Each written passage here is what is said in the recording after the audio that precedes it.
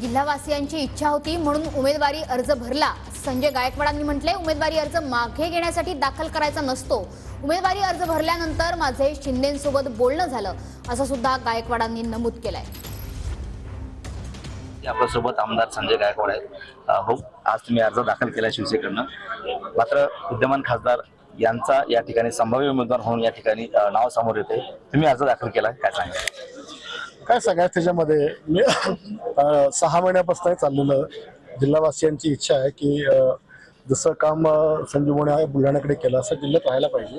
कार्यकर्त्यांचा आग्रह होता की आपण लोकसभा लढून बघूयात, म्हणून मग अर्ज टाकला आम्ही। 2 अर्ज दाखल केले तुम्ही, का पक्ष आणि एक शिवसेनेकडनं, काय माघार वगैरे होऊ शकते नंतर? काही अजून तर तसा काही कोणी मला म्हणजे तसा काही विषय झालेला नाही आणि अर्ज माणूस लढाईकरताच भरत असतो ना। या संदर्भामध्ये जे तुमचे नेते आहेत मुख्यमंत्री एकनाथ शिंदे यांच्यासोबत काही बोलणं झालं की त्यांनी आदेश दिले तुम्हाला? नाही, अर्ज भरून दिल्यानंतर साहेबांचं माझं आता बोलणं झालेलं आहे आणि ते अर्ज भरल्यानंतर झाले, त्याच्यामुळं बाकी काही विषय नाही। कॅमेरामन निलेश देशमुख सह गणेश सोळंकी, TV9 मराठी, बुलढाणा।